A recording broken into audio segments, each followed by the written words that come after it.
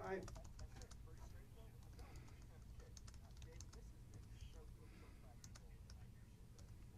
Okay.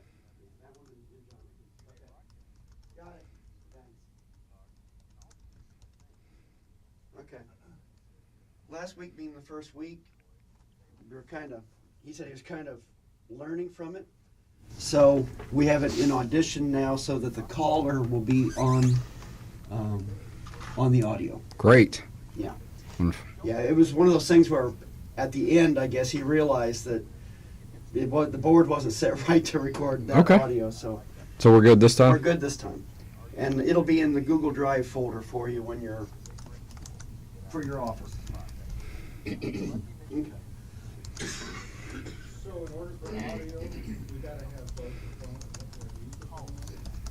If he calls, if someone calls in, then that's it. Well, see, normally if you would have to do this anyway, don't you? You know, if you're just getting one, caller, you know, then if we have another caller, he calls, Right. That doesn't really make sense if you have it set up. Because it would have to be like this to record and show the woman with the caller. Yeah.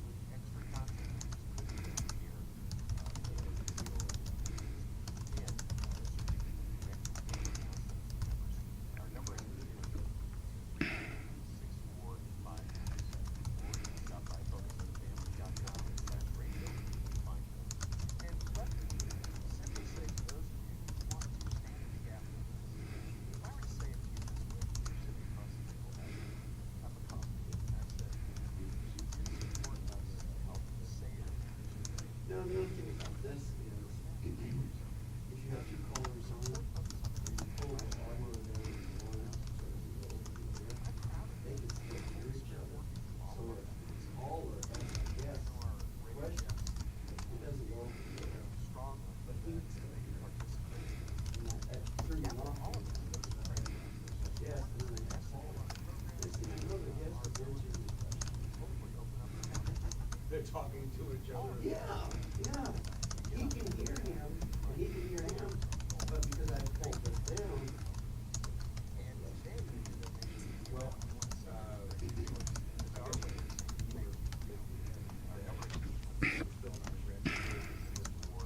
Jonathan? Yes. Caller today? Yes. James Dickey is the chairman of the Republican Party of Texas.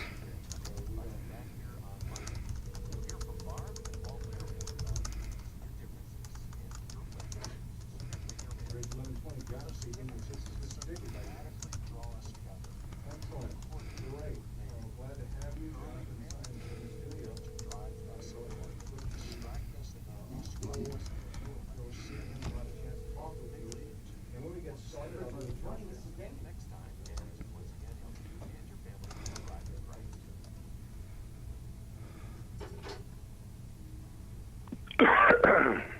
Okay, Mr. Dickey is available if you want to talk to him. Okay, well, that would be June. He is not meeting yet. He is available if you want to talk to him. Great. This is all ready to go? Just about. Thank you.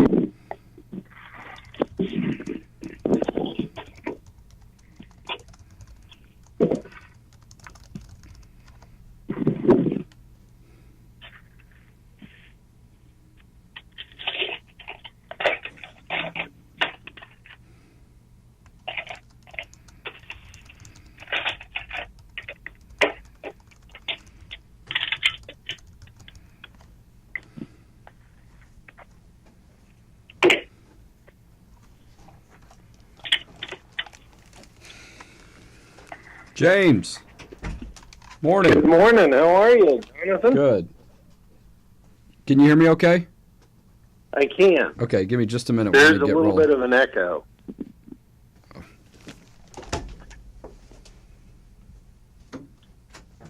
But you're coming through clear. James, Yes. does that sound better? I've still got the echo, but I can deal with it if. Okay. But you sound great. Our technician's working on it.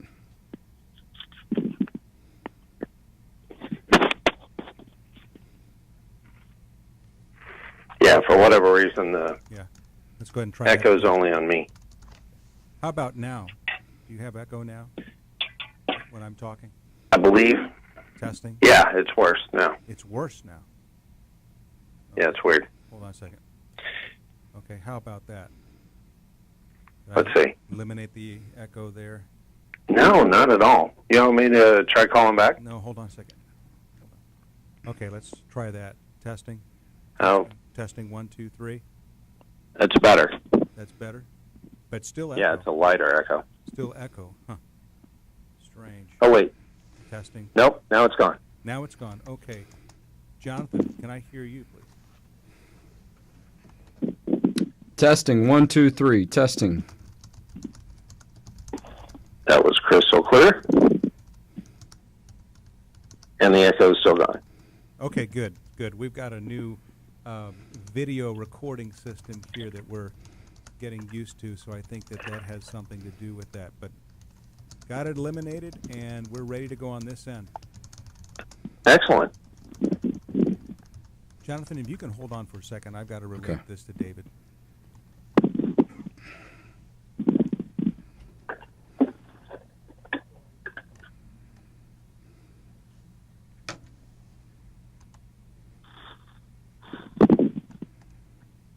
Hey, James, what I'm going to do is I'm going to do like a short intro to the show, and then I'm going to bring you in from that point and just do a little bit of about your bio, and then have you jump in. And the focus is really going to be, the fact that you just started in this position, a little bit about your background, but then go straight into what we think is going to happen at the special session, and then anything else you want to mention about what you think may be happening in this next year, things that the Republican Party's involved in. You know, I'll just kind of give you free reign to go if you want to talk elections, if you want to talk, policy issues, national, state, whatever, is on your heart in that regard. Thank you. Thanks for coming on, too. Oh, my pleasure. We're working on incorporating a new video aspect of the show, so they're trying to make sure all the cables are connected, if you will. Okay, good. We are ready to. Ready? We're ready to roll now. Okay, give me a countdown. Yes, sir. Hold on, please. Okay, 3, 2, 1. Welcome to the Texas Values Report. This is Jonathan Sines, president of Texas Values. Great to be with you on a Saturday here in the summer in the great state of Texas. We are into the heart of July, so you're, maybe halfway through your summer. Depends on, kind of how things go with your schedule, kids' school, all that kind of stuff. I feel like we're probably about halfway deep into the summer for my schedule and my children's schedule, my family's schedule. And so a lot of interesting things have happened in our lives, but work-wise, a lot of interesting things have happened over the past couple of weeks, over the past months in the state of Texas. We're going to jump into some of that. There's a special session coming up at the Texas Capitol in just a week or so. We're not far away from that at all. And so we're going to talk a little bit about that. Huge Texas Supreme Court victory that my legal team was a part of last Friday. I'm going to talk about that in a little bit of detail and just kind of recap what happened at the end of June. We had some fundraising deadlines we were trying to meet. Yeah, last week was busy, and somehow I got all of that done, and my team got all of that done. We rolled into a really nice 4th of July weekend, so we'll go through some of those details as well. But we're going to focus on our guest today. You know, if you listen to the show, if you listen to Texas Values Report, we've been on for over 2 years now here in Central Texas. You can listen to us online as well if you're not already. But we talk about the issues of faith, family, and freedom. And we talk about those issues in 3 arenas: the courts, the legislature, and the media. And you know that we have elected officials that come on the show. We've got grassroots people that come on the show. And so we will talk about those issues. We'll also talk about election issues. And so, you know, so it's not a surprise when you see kind of the variety and what we'll cover on this show. And so if you know anything about politics in the state of Texas, you know that the different parties, the 2 main parties, if you will, the Republican Party, the Democratic Party, they have state entities, if you will. They have leaders that run the heart and soul of the party, elections, policy issues. There's an actual structure to all of that, and there are people that lead that. And so I want to bring y'all up to date on something that's happened on that issue in the state of Texas. The Republican Party of Texas elected a new chairman recently, and I'll let him talk a little bit more about that process. But essentially, as I understand it, the current chair decided that he had been in that position for a while, so he was going to go ahead and step down. It's quite a bit of a time commitment, and so that allowed for an election, if you will, of a new person to be elected and to handle that issue. And you think about it, you're thinking, oh well, okay, what's the big deal about what parties do? You have to appreciate, and I'll let our guest talk a little bit more about this in detail because he knows better than I. The state of Texas has the 10th largest economy in the world. Right, the G20 summit's going on. I was listening to that earlier, some talk about that, and they were like, "Oh, the leaders from the 20th largest economies in the world." And I'm like, oh, "Okay, is Texas going to be there? Because we're the 10th largest." And I think they generally mean as far as countries, but you got to appreciate the place that Texas has in the world. And so, couple that with, guess who is a part of that? The Republican Party of Texas, the Democratic Party. These parties are a part of a state that has a huge presence in our country's political nature and political dynamics and so on. And so, but let me stop, going through some of the details that I don't know as well, and let's bring our guest on. James Dickey is the newest elected Republican Party of Texas chairman, and he's going to be our guest today on the Texas Values Report. Before I let him say one word, let me tell you a little bit about James. James is from the Fort Worth area, graduated valedictorian of his class. Real nice job there, James. Attended Stanford, got his political science degree, and then went to Baylor for his MBA. He runs an insurance business and has been involved in Republican politics for quite a long time. He and his wife, Linda, have been married for 28 years. They have 3 children. And most recently, James was the chairman of the Travis County Republican Party. And so he and I've got to know each other, living in the same space and running and working on some issues from time to time. And I also know that James is a very strong and committed Christian. So, James, welcome to the Texas Values Report. Thank you very much, Jonathan. It's a real pleasure to be here with you today. Well, we appreciate you. And look, let's, be honest. Being the chair of the Republican Party in Travis County, as you were for a few years, is no easy task when you think about the political dynamics of the city of Austin and the county. And not to say that there aren't Republicans in this area. There certainly are. You've got, Paul Workman. You've got Tom Maynor on the State Board of Education. You've got Senator Donna Campbell. But still, we know the climate in the city of Austin, and they tend to vote not Republican.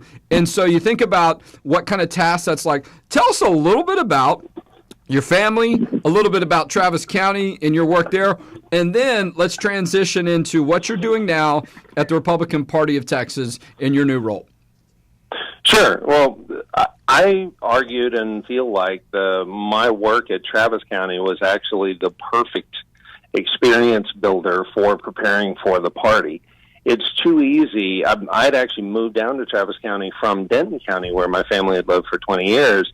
And there, every single countywide elected official was Republican, and so all the fighting was inside the party and all the action was during the primary.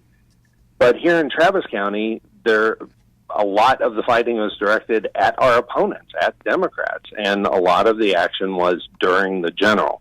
And so I think having that balance of experience from both environments was super helpful. as far as my family goes, my wife is amazing, super supportive, and has been so throughout our marriage. Our kids, our oldest just graduated from A&M. Our second is in university in Cardiff in Wales. And our third is in middle school here in Travis County. And they're all doing very well and very excited and very supportive, which is fantastic. Well, I know But that yeah, helps. That helps when you got that family support. It's essential. We're talking with James Dickey. It is. The current and the most recently elected chairman of the Republican Party of Texas. So, James, you were elected, I guess it's been, 3 weeks or so. Tell us a little bit about that experience. And then let's talk about the special session that's coming up. Something that I've seen put out there from the Republican Party of Texas as you've taken over is try to get feedback from Republicans about the issues that they care about. You've outlined some specific issues as they relate to the platform of the Republican Party. One of the issues we're working on, the privacy issue, which is a part of Plank 87. You've got religious liberty covered on that questionnaire that you put out, some issues related to life. So tell us about getting elected and what you see the role of the RPT going into the special session. So the election was absolutely crazy. Tom announced his resignation officially on Saturday, the 20th of May, which left exactly 2 weeks for the election, which was on June the 3rd.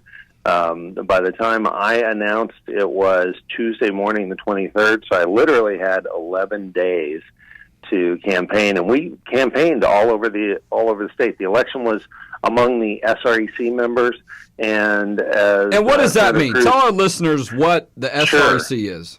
Thank you for asking that. I shouldn't gloss over it. It's the State Republican Executive Committee. It's a man and woman from each of the 31 senatorial districts across Texas.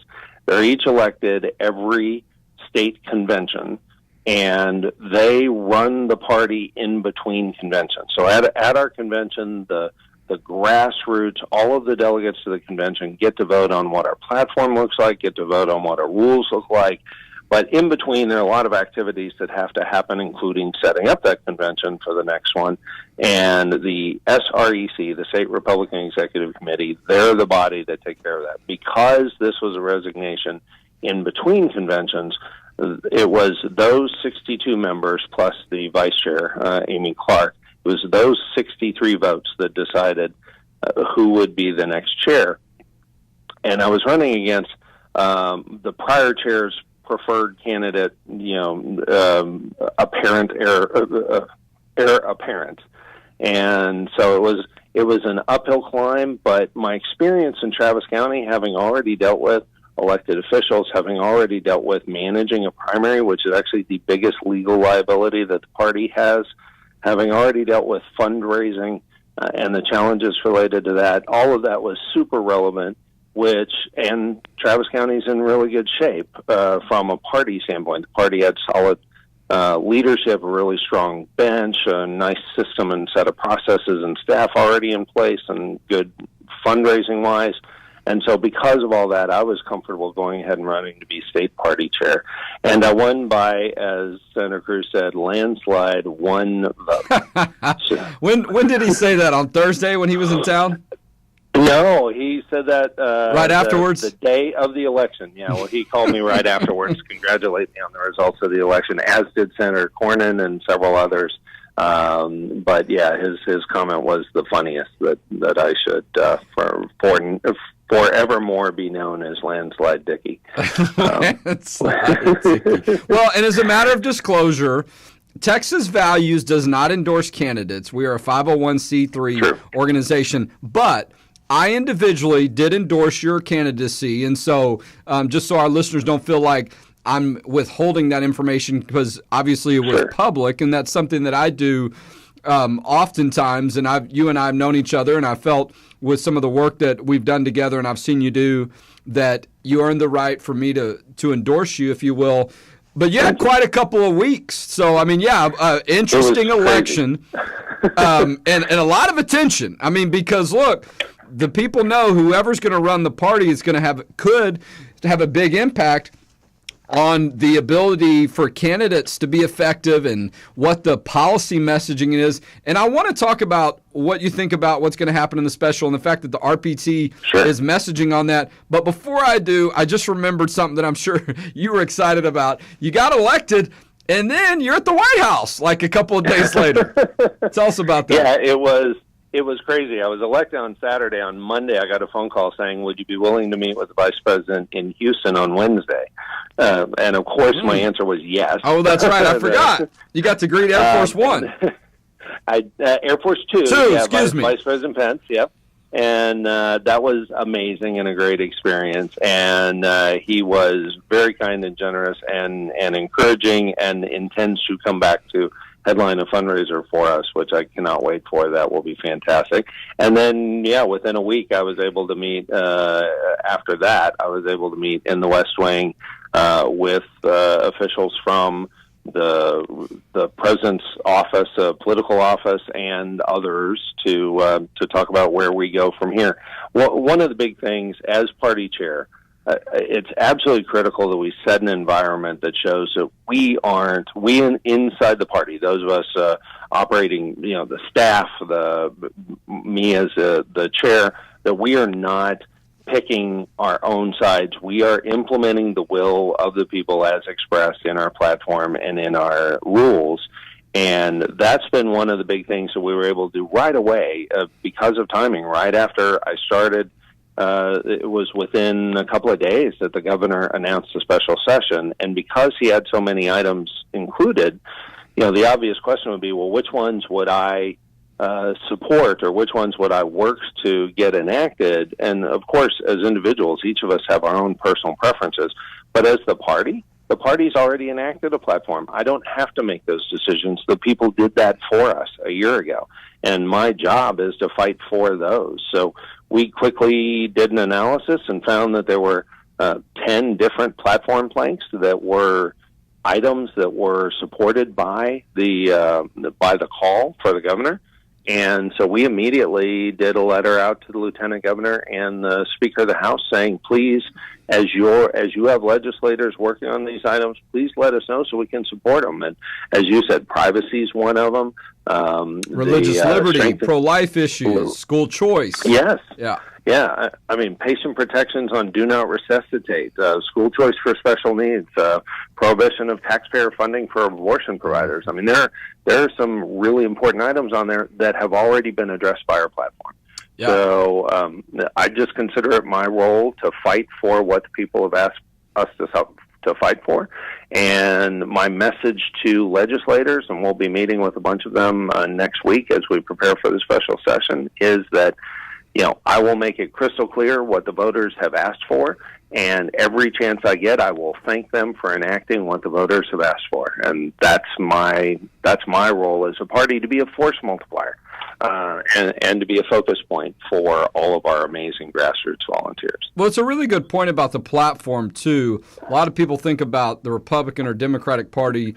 They think about getting elected officials elected or getting candidates elected. But there certainly is an element there, or a role, as far as advancing, supporting policy. And just in case anyone's wondering, if the chair of the Texas Democratic Party wants to come on my show, wants to talk about some of these issues, and is willing to be respectful, the invitation is there and is extended, and I'd be happy to welcome that individual. And so, but I will say that a lot of the issues the Republican Party has worked on, particularly in Texas, has been advancing or supportive a lot of the issues that Texas Values is involved in and supports as far as faith, family, and freedom. And so you look at the special session coming up, you see a lot of times the SREC putting out letters, too, of here's our position on a particular policy. So it's no surprise that you would do this. And so, look, I mean, and with your proximity, if you will, living already in the Travis County area, Yep. That's interesting how that may play into some of your ability just to do that. And not to say that people that, maybe Meckler or wherever some of these other party chairs lived before, that you couldn't do that. But it is just interesting how, Travis County is where the Capitol's located. And so there are a lot of people that know you around that area and are going to be familiar. And so I think that that's going to be something that helps you in the transition. And so, but we'll look forward to having more insight on this from the Republican Party of Texas to see what y'all are putting out, because I do think that there's going to be a lot of interest and a lot of question on whether or not House and Senate members are taking votes on things that Republicans support.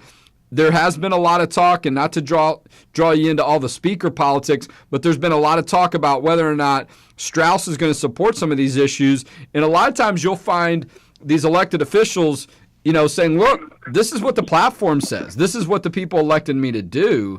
And so I'm going to respond in that way, regardless of what someone else may think is a priority to them. And so I think it'll be interesting to see how that plays out with the Republican Party of Texas taking a role of being very visible. Absolutely. Well, I had a meeting with the speaker last Thursday, and in that meeting, he said, well, there are a couple of items on there that I think the House has given all the House is willing to give. And my response was, okay, but there are 10 items here that are out of the platform. Let's deliver as many of them as you successfully can. And as the party, we will do everything we can do to help that. And to that end, your supporters, your radio listeners, we have a special group set up called the Strategic Texas Activist Team. And if they go to texasgop.org/stat, S-T-A-T, then they can let us know which of the issues they care about. And as those come up for hearings, as those come up for votes, we will let people know that those are coming up so they can contact their representative. Most people don't realize how powerful it is for a voter in a district to be the one to call their representative and say, I actually care about this thing. I've thought it through. I want you to please support that bill on this thing, on this issue. It matters, as it should. It absolutely should. Well, you're absolutely right. And, it's great to have you on the show, for you to continue to be visible. And I'm appreciative of the fact that you and I got to know each other over the past couple of years, with our office being right, in the Capitol. I vote in Hays County, but my organization and a lot of our work is very active in Travis County as well. There's a couple of things that we've partnered. I know when we put out a letter about the privacy issue early on in the session, you were one of the Republican Party chairs or county chairs that signed on to the letter supporting legislation to protect privacy so men and boys aren't in girls' bathrooms. That's going to be a big issue, we know, during the special. And so we'll look forward to hearing all the things that your group's going to message on these issues. And just know that we'll continue to have an open door policy from you and your team as well. And we appreciate you coming on the show today. It was my pleasure, and I look forward to us being able to work together to get some of these items done. Thank you. Amen. That's James Dickey, the newest elected chair of the Republican Party of Texas. Boy, he's had an interesting 3 or 4 weeks. Wasn't that fun? So he goes through an election that he wins by 1 vote, which, trust me, it was pretty dramatic, okay, if you're in the inner circle of that stuff. And then he gets to meet the vice president. Then he gets an invitation to the White House. And then he's got a special session on his hands where there's a lot happening, a lot of focus on the state of Texas. And so sounds like he's navigating it very well. And it's good to have him on. Glad that he could take some time to do that. Before we wrap up the show, though, I'm going to check my time, see how much time I've got left. Plenty of time to talk about a huge victory that our legal team had at the Texas Supreme Court last week. You've heard me talk about this, if you follow the show, quite a bit. I mean, this case has been going on for over 3 years, but in the past year or so, a lot of the focus has been on what's been going on at the Texas Supreme Court. So Texas Values does not work on a lot of court cases, okay? That is not our focus, to just litigate a lot of issues, but sometimes we do. So last year, you remember, we got involved in a court case. It didn't start as a court case. There was a woman who was attacked, if you will, or who was denied the right to have a Christmas poster up in Killeen Independent School District, just north of the Central Texas, Austin area. And because the poster referenced Christ, they said she had to take it down, even though they allowed other people to have Christmas decorations. This one was singled out because they believed it was religious. It was. I mean, look, it had a religious figure on it. Whether or not she intended to try to, push people on the issue, that didn't seem to be the case. My point is, nobody else was able to represent her when this issue came up. We jumped in. We defended her. The Attorney General's office, Paxton, came by our side. We won that case in court. The poster went back up. Another example, this case at the Texas Supreme Court is about this issue, whether or not the government can force you to use your tax dollars to subsidize and pay for insurance benefits of spouses of government employees of the same sex. Okay? So we have a state law that says that's illegal. The U.S. Supreme Court ruled on the issue of a marriage license of people of the same sex. They did not go further and say that it applies to all these other issues as well regarding people of the same sex and regarding the use of tax dollars. They didn't say that in the U.S. Supreme Court decision 2 years ago. But the actions of the mayor of Houston, you remember the one that subpoenaed the sermons of pastors? She clearly does not have respect for the law, in our opinion. But I think there's a good case to be made for that. This same mayor, Anise Parker, also made the decision to start extending benefits subsidized with taxpayer dollars for spouses of the same sex that were married from other states. Because at that point, the Supreme Court had not ruled on the issue of a same-sex marriage license access in the state of Texas. So she went really far on this issue. And so state law says that's illegal. There's a city ordinance that the people voted on in Houston saying that that's illegal. And other government entities, local government entities, were doing this as well, but they just hadn't been called on it. But when the mayor did it in Houston, and also I think she put a press release out or somehow she made it very public, we had said, enough is enough. This has got to stop. So myself, Jared Woodfill, in the Houston area, an attorney that we've worked with before, we got together, we sued the mayor of Houston, we won, but then on appeal, the Supreme Court ruled on the issue of same-sex marriage, and the appellate court said that was really, and one other factor, and some federal court decision, enough to say that we should lose our case, essentially. I'm giving you some summary instead of getting too deep in the legalese, but that's essentially what happened. So we said, wait a minute. The U.S. Supreme Court did not say that tax dollars have to be used to subsidize same-sex benefits. They ruled on the issue of access to a marriage license. We appealed to the Supreme Court. Supreme Court of Texas essentially said, no, we're not going to hear the case. We asked them to take another look. They said, okay, we'll take another look. They decided to hear the case. We argued the case in March.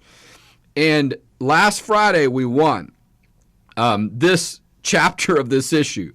We prevailed in our request for the city to be denied their argument that the U.S. Supreme Court decision said that same-sex benefits were being recognized and that they had to be subsidized with tax dollars, essentially. And so the Texas Supreme Court rejected these arguments and rejected the efforts of the city of Houston on these type of issues, which was huge.